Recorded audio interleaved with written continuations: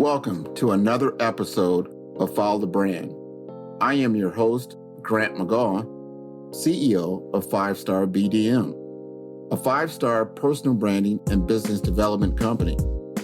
I want to take you on a journey that takes another deep dive into the world of personal branding and business development using compelling personal stories, business conversations, and tips to improve your personal brand. By listening to the Follow the Brand podcast series, you will be able to differentiate yourself from the competition and allow you to build trust with prospective clients and employers. You never get a second chance to make a first impression. Make it one that will set you apart, build trust, and reflect who you are. Developing your 5-star personal brand is a great way to demonstrate your skills and knowledge. If you have any questions for me or my guests, please email me at grant.mcgaugh, spelled M-C-G-A-U-G-H, at 5-star BDM, B for brand, D for development, M for masters.com. Now let's begin with our next 5-star episode on Follow the Brand.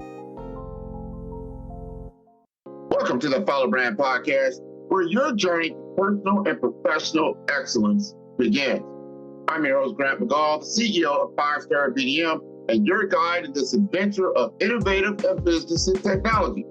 Today, I would like to introduce a guest who is not just shaping the future of AI, but is also redefining the landscape of cybersecurity.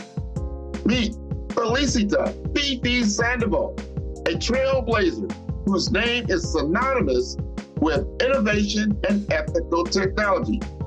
Fifi's journey is one of determination and brilliance, from a foundation in finance to becoming a leader in AI. Her path has been nothing short of inspirational. Fifi's work stands at the fascinating intersection of AI and cybersecurity. She has been instrumental in developing AI-driven security systems that are not just effective, but also ethically sound and inclusive. Her commitment to using technology for the greater good is a beacon of hope in an industry often clouded by concerns of data privacy and ethical use. In today's episode, we will delve into how Fifi's unique perspective as a fraud investigator has empowered her to design AI systems that are several steps ahead of cyber threats. We'll explore the nuances of AI ethics, the challenges of ensuring. Welcome to the Follow Brand podcast, where your journey to personal and professional excellence begins. I'm your host, Grant McGaugh, the CEO of 5-Star BDM, and your guide to this adventure of innovative and business and technology. Today, I would like to introduce a guest who is not just shaping the future of AI, but is also redefining the landscape of cybersecurity. Meet Felicita, Fifi Sandoval, a trailblazer whose name is synonymous with innovation and ethical technology. Fifi's journey is one of determination and brilliance, from a foundation in finance to becoming a leader in AI. Her path has been nothing short of inspirational. Fifi's work stands at the fascinating intersection of AI and cybersecurity. She has been instrumental in developing AI-driven security systems that are not just effective, but also ethically sound and inclusive. Her commitment to using technology for the greater good is a beacon of hope in an industry often clouded by concerns of data privacy and ethical use. In today's episode, we will delve into how Fifi's unique perspective as a fraud investigator has empowered her to design AI systems that are several steps ahead of cyber threats. We will explore the nuances of AI ethics, the challenges of ensuring unbiased algorithms, and the importance of diversity in tech.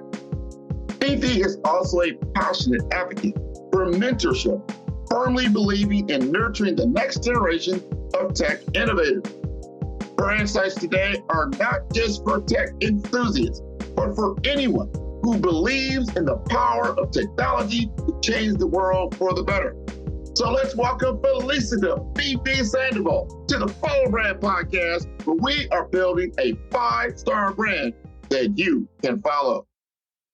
Hello, everybody, and welcome to the Follow Brand Podcast. I'm your host, Grant McGaw, and I am here talking to what I want to see more of, and that's a young professional, someone who's involved in technology. She's had just been wonderful what she's been able to do. She's going after a PhD now, and she got a 4.0 like perfect score in her previous college, which we're going to talk about. And I want to see more people participate. We're going to demystify some things in the cybersecurity realm and artificial intelligence. I happened to actually meet her at a AI forum that we were talking about legal ramifications and the ethics in AI and how this is all going to move forward, talking about compliance, talking about regulation. And here she is. And I said, hey, I want you on the show because you represent a part of our demographic society that needs to be more involved in our technology platforms, because this is the way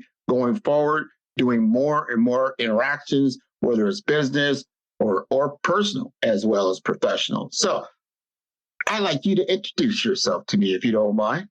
Oh, thank you. Thank you for everything you just said. I love it. Well, my name is Felicita Sandoval.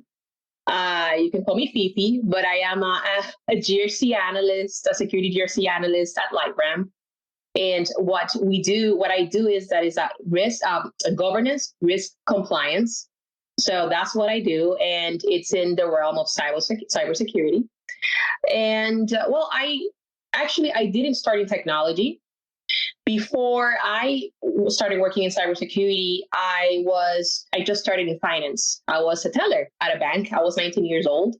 And I moved up to a personal banker. And then after 7 years in the financial institutions, I had decided that I wanted to become an investigator.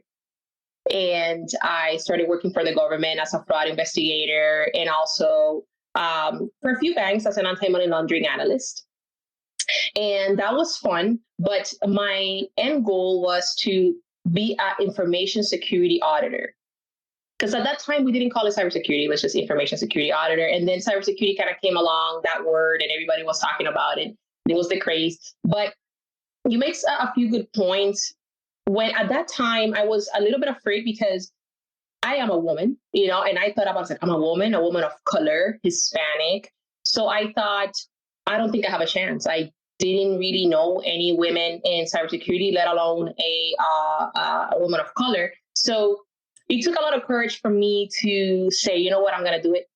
I'm going to go to the master program. I was taking my master's, so I'm going to get my master's in cybersecurity at that time, and I'm going to make it. I'll make my own opportunities if I have to. And that's what I did. I finally was able then to become a cybersecurity analyst, GRC at LightRamp after I got my master's degree. And now I'm in my doctorate program. So, well, you make it sound so simple, and I know it wasn't, because at first, I like to say, I'm impressed with your educational background and your attainment and understanding of all these principles. I think what intimidates certain people is they're like, wow, I need to have all this experience in mathematics, or I need to be adept in science and all this real techie stuff. And I'm just, oh my God, there's no way I'm going to be able to pass and become a cybersecurity professional. Just help us demystify some of these things and help us understand what you learned as you went through your program. Well, you're completely right. At the beginning, even I thought, before I contemplated on getting in, I was like, I don't think I'm going to be able to make it, because I am, in my head, I was like, I'm not good at math. I'm not good at science. I am not going to be able to be at par with all the intelligent people in that community. But it was the opposite. I think that as you get more mature, you start realizing that you have a lot of potential. You just have to be confident in yourself. But it is a hard road. It is hard. And you have to, I always call it, you have to meet organizations in the middle if you want to get into cybersecurity or in the tech industry, and actually any industry. You have to do your work first. You have to research, you have to study, you have to take courses, you have to believe in yourself, and you really have to fight hard especially if you're a person of color, different religion, or different race. So it is very important to work hard for that. And then networking too is very important to communicate with people. But after you go through all the obstacles and learning lessons and teaching yourself, as well as going to school, because school is only one resource. You really need many resources to make it.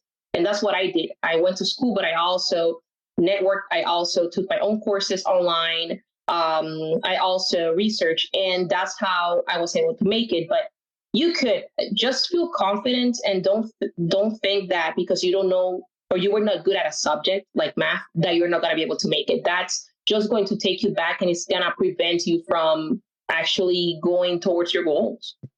Oh, man. Well stated. Well stated. So we've got to get involved because anybody brings a wealth of experiences to the table. Your background, your understanding, your intellect is what is needed in the tech space. And now that we're morphing with what we call artificial intelligence. So what I coined this, I've been in information technology for 20, 25 years. Now we're doing what I would call intelligent technology. Information technology is almost like very reactive, whereas intelligent technology is very proactive. It's engaging your human intellect. That's intelligent technology, and that leads to insights. So we look at those three I's, and we were both, again, at that particular forum. And what I liked about it is that it started to really look at that our laws, and some of the things we have in society, our pillars of how we do things are starting to change and morph into something completely different. Even when we talk about finance, we talk about operations, and we talk about how we get things done, that technological layer is becoming bigger and bigger and bigger. Talk to me more about what you're understanding. What are you seeing in the landscape in the future as you move forward?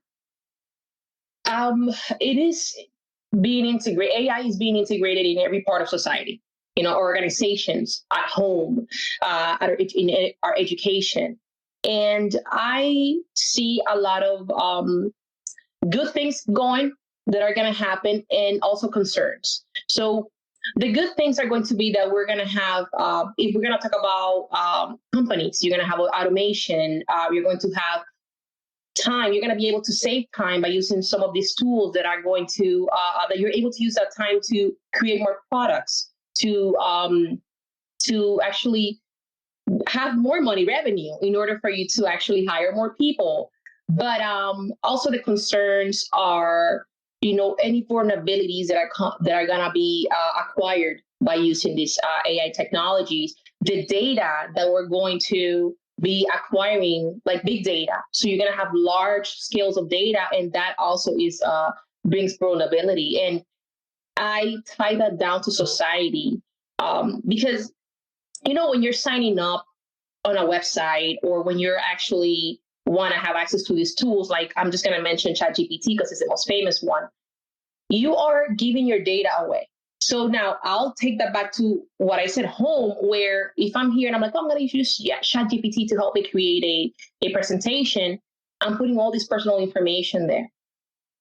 And so that also brings issues, because you have to think, as a professional, you have to think, is my data being stored? Where is it stored? Who is this going to be shared with?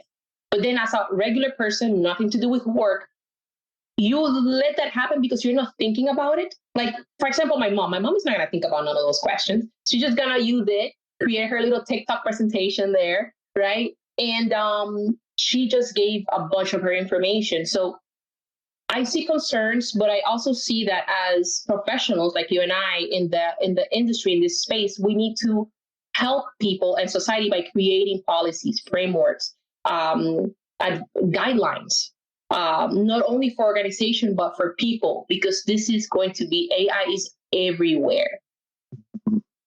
What you said is so important. I remember when social media really got hot, like 10, 14 years ago, and people were definitely putting a lot of what I would call private information out there, not realizing this is a public forum and it's out there for years, not just that day that you felt, a certain way and you put this information. Now, a lot of people still do that today, But I think there's a lot of awareness and understanding is that this is a public platform. Understand that it's public knowledge, not private knowledge. So unless you're in a private group and things like that. So the same thing with utilizing these generative AI tools, whether it's ChatGPT, whether it's Bard, Claude, and some others that are out there, that you are putting information out there into the public.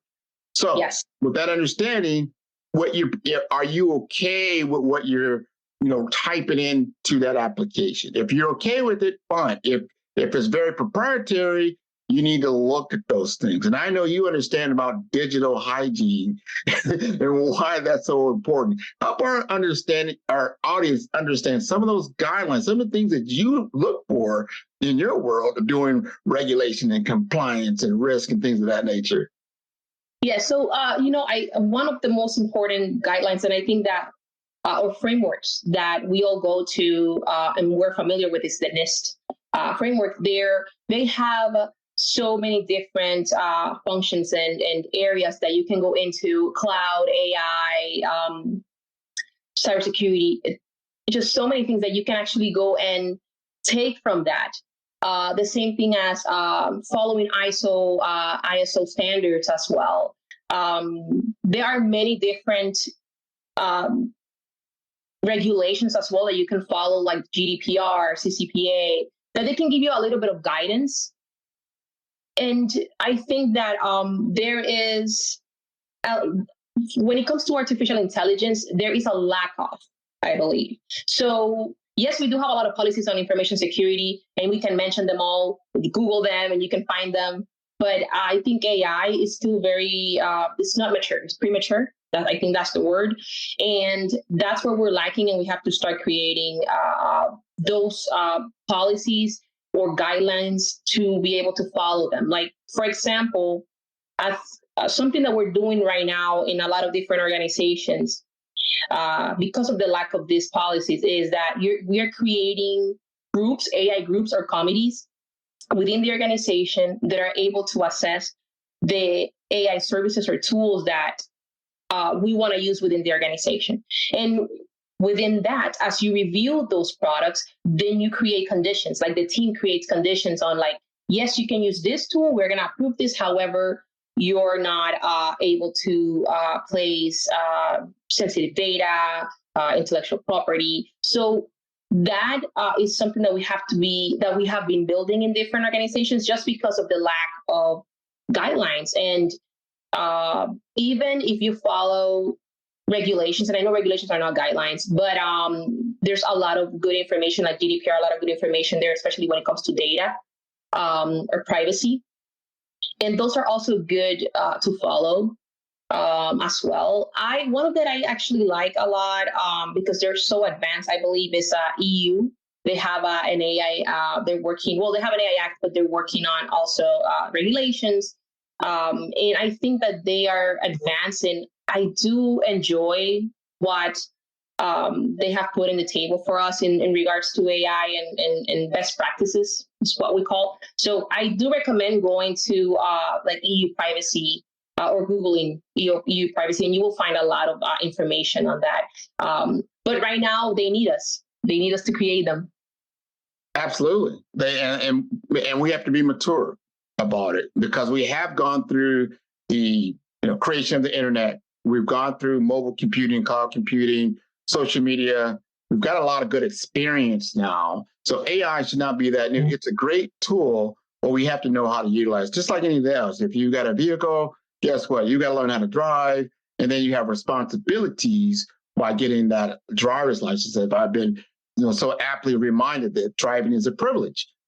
So you have to understand it's a privilege. So these things we're going to get to, I think we'll probably get to them a lot quicker than we have in the past, but just understanding what you are doing in that space. You bring up another good point about you are engaged in a lot of groups, associations, you're gaining knowledge and experience and networking. Help our younger technologists understand what they need to do to begin to grow their particular brand and become even more well-known and to get more exposure for their expertise. Yes. So I love that area because I was at the before I actually was one of them who I didn't know where to go or how to start my career. What I suggest, the first thing I suggest is network. Networking is so important, and please, my advice when you go and you start networking, don't be afraid. Don't be afraid to um, put yourself out there, to approach executives, to approach professionals who you think are, they're like, oh my God, no, I'm not going to approach the CEO of this. They are people. This is something that I learned from my mentor. It's like, they're people. Just go to them, talk to them, engage that conversation. So do that, but then also research. And whenever you hear something, if you're interested in cybersecurity and you hear a term, something that you do not understand, research it. Go to Google, read articles about it. And you know what? Now ChatGPT exists. Go to ChatGPT and ask it, what is, I don't know, a learning machine model? What is this? What is a learning model? What is a GRC? And what is GDPR? Like, you have to go ahead and do this for yourself so you start getting acquainted and you're able to engage in conversations where you're together with these professionals. Also, another advice that I want to give is be confident. I know it's hard sometimes because you feel like if you're a young technologist, you feel like, I don't know much. So how am I going to talk to all these professionals surrounding me? It's okay. Nobody is born knowing. You're not.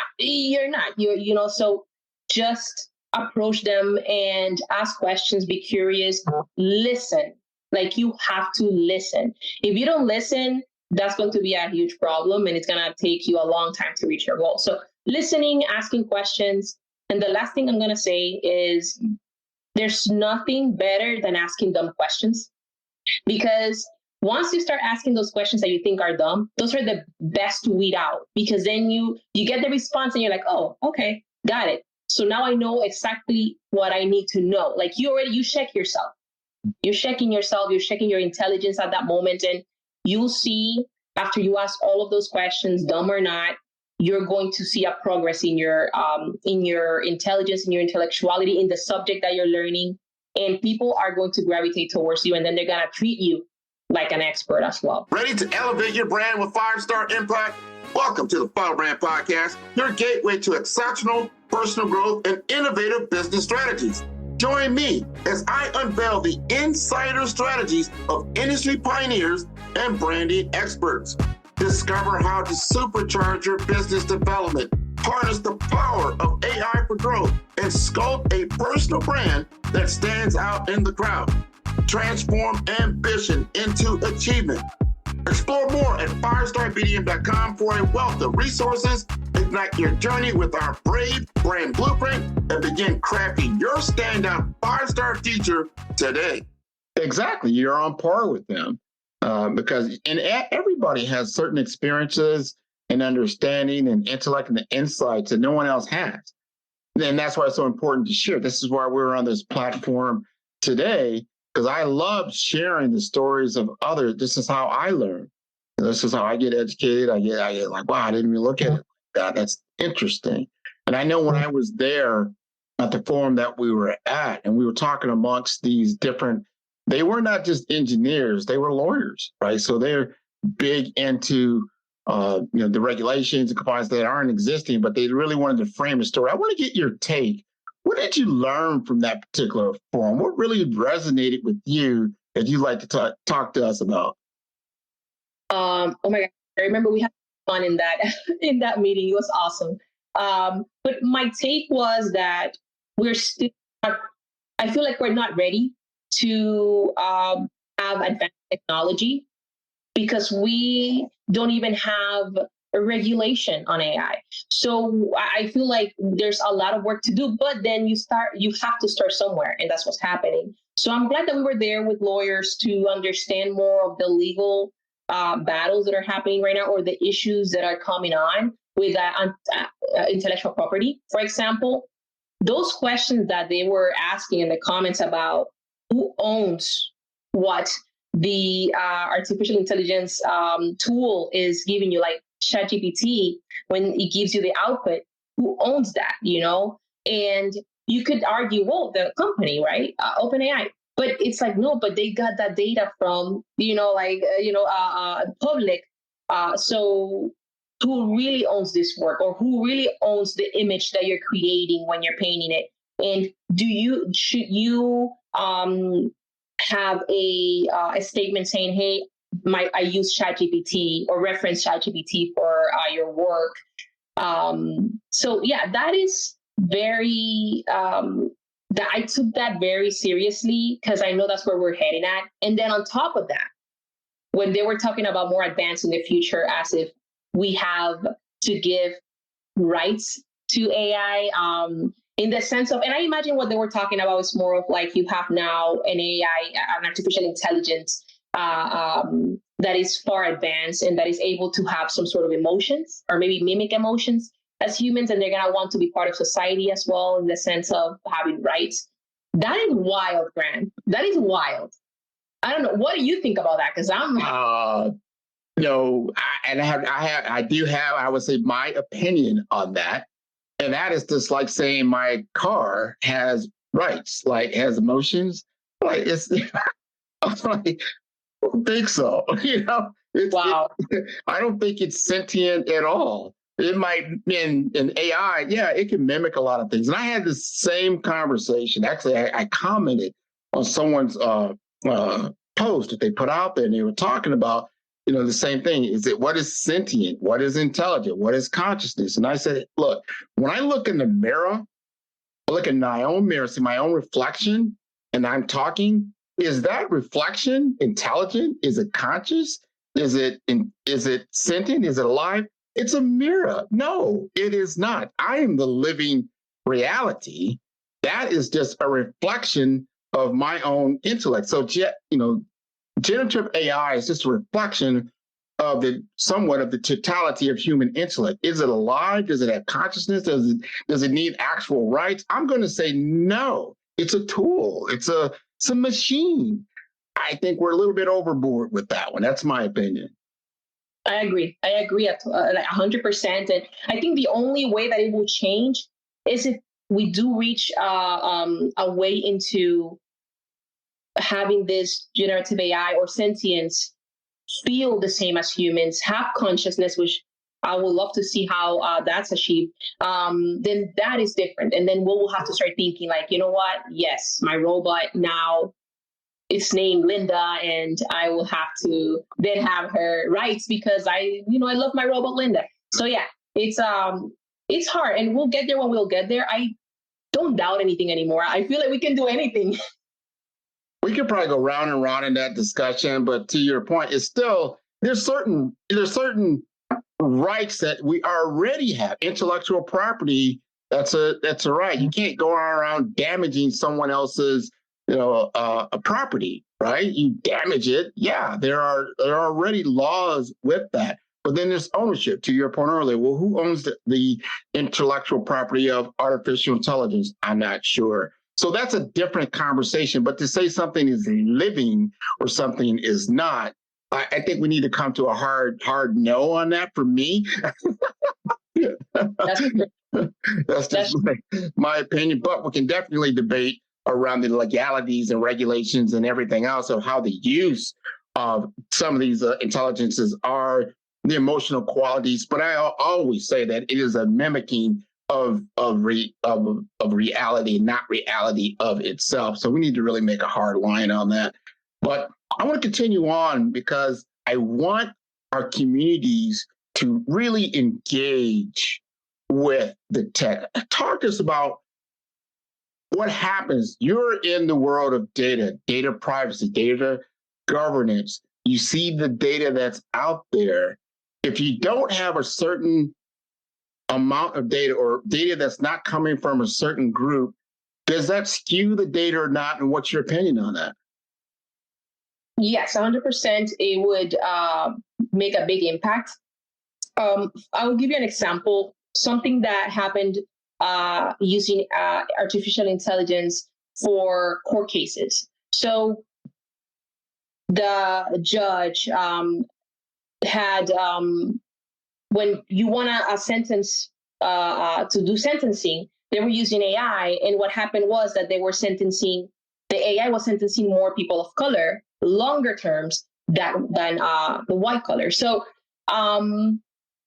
I started kind of digging, like, what's going on? Because a lot of people were arguing, well, there's bias, of course, and that has to be with the engineers, and maybe we have to have more diversity, which is 100% true. We have to have diversity in the engineering room.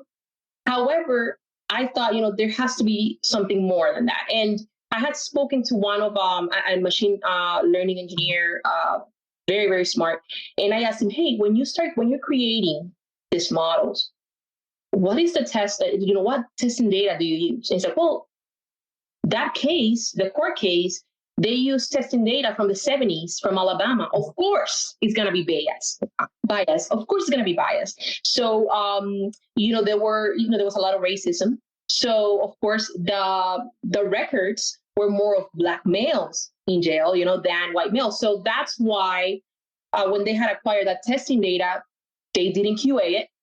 They just used it, and they were excited about creating this tool, and that's what happened. So I believe that we have to put some QA controls in place for when we are creating these models and we have testing data, and there has to be someone assigned for that, so human oversight, in order for us to be able to have to lower our biases and be able to have these tools function more properly. In my opinion, in regards to that court case, I don't think even courts should be using that right now yet. I think we need to still work on it and making sure that we have rich data, which when you were talking about data and how it's skewed, like, you have to also think that data is it's easy to get, but not for us, for companies, because if you go to Google, they're able to get your data. You're adding it to the Google search, right? If you go to ChatGPT, you're entering a lot of data. So it's easier for them. But in order for them to get rich data, like personal information, PII kind of thing, then it's a little bit more complicated because we have regulations. We have the GDPR. You have to abide by the CCPA or the Virginia. There's also a Virginia privacy law. So you have to abide by them, HIPAA as well, right? So it makes it a little bit difficult for what they can obtain. And that's why a lot of these tools are still not as mature. But what I read in OpenAI that I think what they're doing now is that they're doing business with a lot of organizations, and they exchange services. It's like, we will do this service. In return, you will share your data. So that now is going to be fed into these AI models, and that's going to be even more, like, these tools are going to be even more functional. Yeah, no, then that's true. And there's certain things around there's bad data and good data. That's what I don't think a lot of people realize. There's a lot of bad data. I mean, it's just incomplete, not factual. It's not true. The machines don't know that. They just get a lot of data because it's predictive analytics and it's ones and zeros. There's no real thought behind if it's reality or not at this point. And we've got a lot of work to do in that respect. Now, there's a lot of good data out there. That's why you can tell right now, I think AI for simple searches and whatnot will give you usually 80 to 90% accuracy of what it is. Still 10 to 20% is not accurate. And if you're doing it for medical research, that's big. Or you're doing it for a law research, well, 20% is not right. Well, that's huge. Like you're just saying, and if you're using that as the quote unquote, the benchmark of how we're going to do business or hand down sentences or things of that nature, that's something to seriously consider. So always step back and understand that the data or the output that comes back is under consideration. It's not something that's in stone. Look at it, verify it, massage it. Maybe it's a template of knowledge, not knowledge of itself. It's just a regurgitation. Now, that's what I'm saying. We're moving, and we're still in that finite world of moving from information technology to intelligent technology. And that's a transition. And we still have a lot of information that was what you would call, or data that was in that information age. That's just not good. But as it moves into the intelligent technology age, it'll get better and better and better. Yes. And I absolutely agree. And I see it also in the part of, for example, the medical industry. When you look at how they use AI for certain functions, I feel like it's still not completely ready, because if you think about the data that they acquire, health industries, to be able to use AI for like diagnosing certain autoimmune disorders or diseases, let's just say, the data that they get is the data from already sick patients. And in order for you to have good data, you need to have data also of healthy patients. And that's how you get results. But only having sick patients, if you go in for a checkup and you're using an AI tool that, someone had created, it's probably going to tell you how a cough, and it's going to tell you, oh yeah, you have 3 days to live. And you're like, wait, what's going on?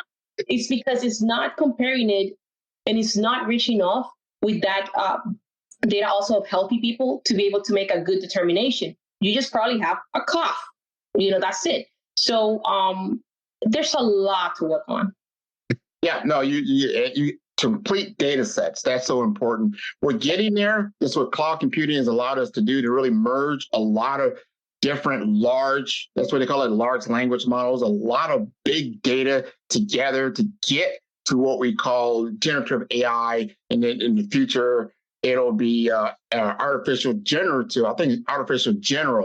intelligence. And that's what we're getting. But what does that mean, general intelligence? You have to understand that that's like, all right, you have a 5-year intelligence of a 5-year-old from a computer standpoint. So it's not so mature, and that's what we're talking about, the maturity level. We're going to get there, but understand where we are right now and how to utilize these tools and everything else. We got to just, one more question we want to get to as we close. And that question is really for you.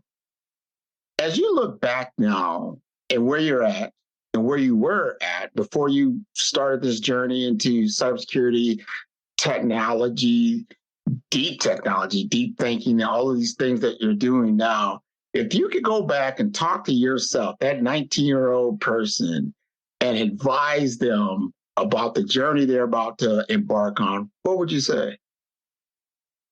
I would just say, do not be afraid. Do not be afraid, because you are as smart as you can be. And because I remember a lot of my fears were, I'm not as smart. I'm a woman of color. Nobody's going to hear what I have to say or what I have to bring to the table. And that is complete ignorance as being a young person, because it's not true. There is a lot of people that wanted to hear what I had to say, but no one is, they cannot guess what you're thinking. No one can guess anything about you. You have to show it to the world. You have to really be confident in yourself and say, hey, I am going to do this. I don't know anything right now, but I know I'm going to make it. So I would say that to myself. And I will also tell myself, dare to do even the impossible. If you don't know how to code and you look at all of those different programming language, and you're like, I'm going crazy, I don't think I can do this. Do it. Go take a course, get together with a friend, go to tutoring, just do it. And you'll see. One thing that I did when I was, before I got into cybersecurity, is that I dared myself to go to a CTF. So it's the capture the flag. And I remember I was like, before I even get into cybersecurity, I want to try this. And I was actually working, and I had gotten out of work, and there was like a local CTF event. I saw it on Eventbrite. And so I went in, I took my laptop, and there was all these people, they were hacking, excited, a bunch of cables. I'm like, oh my God, this is okay. I'm nervous now, intimidated. And I sat down, and I remember the first prompt to get into and get your flag. It was just to get into, you were on the terminal, and you just have to go and go into your desktop and just get a file that was created there, and there was your flag. I didn't know how to do that. I didn't know how to navigate the command line. And I was like, oh my God, this is so difficult. And I told myself, you know what? No, I'm going to do it. I'm going to figure it out. So I will research on Google. And that first one that I got, when I did it, I felt accomplished. I was like, oh my God, I'm a hacker. Of course not. I was like, I'm a hacker. I made it. I'm so good. And it was so funny. And then I remember it was like 15, the capture the flag was 15 different questions to get to the end. I only did 3, but those first 3, I was never able to get past that. With no experience, I went home like a winner. I was like, okay, I'm going to get in this because I'm a hacker. Everybody, I told my mom, my brothers, and it was hilarious. But that's when I started believing in myself and saying, you know what, I do have to dare. If we don't dare to do it, then you're going to be scared your whole life. And people around you do not know. You know, they don't know. They cannot guess how you feel. You have to express it. Hey, Grant, I need you to help me with this. Or do you think you can give me a little bit of overview of that? Trust me, a lot of people are more good than that. And they will help you. They will help you. Don't be afraid. Oh, man, I couldn't have said that better. That was a great story. See how you got that confidence and you believe in yourself. Even before you took the classes and the courses, you just said, let me just make sure I have what it takes to get to that next level. And I would take that first flag, boy, man, look at you now, right? Look at you now. I mean, you actually get your GPA. Tell the audience what your GPA was. My GPA at that time was a 3.8. I'm sorry, 3.8. Wow. Yeah. I mean, so that's pretty high. Yeah. I mean, she actually knew what she was doing. That's pretty high. That's pretty good. I really appreciate you being on the show. This has been wonderful. Let the audience know how to contact you on LinkedIn.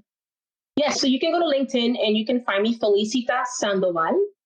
And you can also find me on Instagram, the AI researcher as well. So you can find me there. And if you have any questions, you can feel free to DM me on LinkedIn. I am more than glad to go ahead and answer back and give you any advice that I can. I'm always available, even if you see that I don't answer right away, but I will always make sure to go back and help anyone that needs any assistance or if you need somebody to cheer you up, I'm here. Well, I'm glad you are here. And I advise everybody in your audience, they can see all the episodes of Follow Brand. That'll be at 5-star. That's the number 5-star BDM, B for brand, D for development, and for masters.com. This has been wonderful. Enjoy your 2024. Thank you for being on the show. Thanks for joining us on the Follow Brand Podcast. Big thanks to Full Effect Productions for their incredible support on each and every episode. Now the journey continues on our YouTube channel, Follow Brand TV series.